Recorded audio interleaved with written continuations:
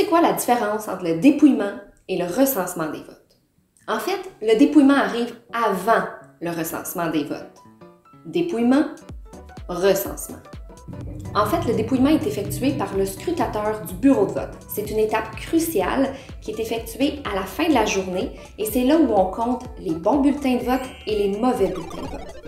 Ça s'arrête là et c'est une étape qui est fermée au public. Si tu ne sais pas c'est quoi un scrutateur, je te l'explique en même pas 30 secondes. Quand tu arrives pour voter, il y a une table avec deux personnes. Tu as le scrutateur et le secrétaire du bureau de vote. Le scrutateur, c'est cette personne qui accueille l'électeur, qui lui demande de présenter sa pièce d'identité, qui valide son identité, lui explique comment voter et qui lui donne le petit papier avec le petit crayon pour aller voter. Le secrétaire du bureau de vote, c'est la personne qui s'assure que l'électeur est inscrit sur la liste électorale, qui n'a pas encore voté et qui indique que l'électeur a voté une fois que c'est fait. Donc, dès que le scrutin est terminé, le scrutateur assisté du secrétaire du bureau de vote vont procéder au dépouillement. Les seules personnes admises au dépouillement sont le scrutateur, le secrétaire du bureau de vote, les candidats et les représentants des candidats. Bon, c'est quoi ça, les représentants des candidats? Si je prends par exemple les candidats à la mairie, OK? Ils doivent être élus dans chacun des districts. Ça veut dire que nous, ici au CEDRE, on a 6 districts et dans tous les districts, on doit voter pour le maire. Et dans chacun des districts, on a plusieurs tables. Donc, si on a une dizaine de tables, il y a 10 bureaux de vote, donc 10 dépouillements à faire. Le maire ne peut pas être à chacune des tables de dépouillement. Mais il va nommer un représentant pour qu'il puisse regarder le dépouillement. Fait un représentant par table s'il le désire. C'est pas une obligation, mais il peut nommer un représentant à chacune des tables. Ce sont les seules personnes qui peuvent assister au dépouillement des votes. Il n'y a pas d'autres personnes, peu importe son rang ou la fonction qu'elle prétend accomplir. Maintenant, les personnes admises à la salle de votation, qui est le bâtiment, pendant le dépouillement, sont la présidente d'élection, ici représentée par Chantal Primeau, qui s'assure du bon déroulement des opérations de dépouillement, Chantal Tremblay, la secrétaire d'élection, et le Primo, qui s'assure du bon déroulement des élections. Bon, le recensement des votes. C'est la présidente d'élection, donc ici Chantal Primeau, qui décide du moment du recensement des votes. Habituellement, ça a lieu le jour du scrutin, après le dépouillement.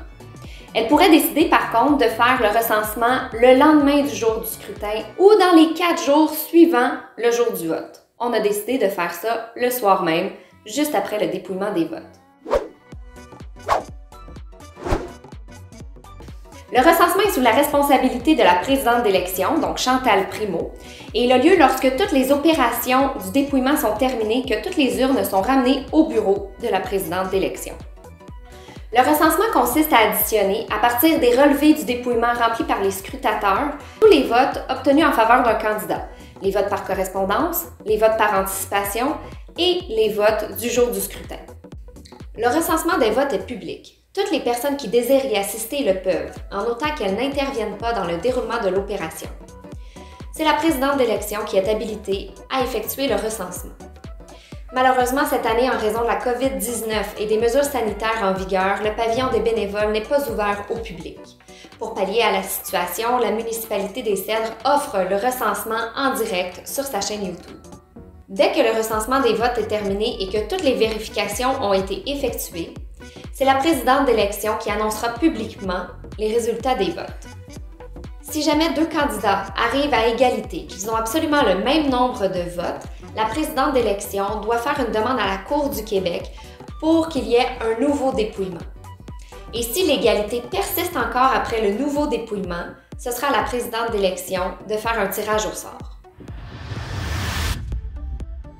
Après le recensement, il y a 2 autres étapes importantes pour finaliser tout le processus des élections. Il s'agit de la proclamation d'élection et de l'assermentation. La proclamation d'élection doit avoir lieu au minimum 4 jours suivant le recensement. 4 jours, c'est le délai donné pour demander un nouveau recensement ou un nouveau dépouillement des votes. Et finalement, l'assermentation a lieu dans les 30 jours suivant la proclamation d'élection. Et c'est à ce moment que les nouveaux élus prêteront serment et qu'ils formeront le nouveau conseil.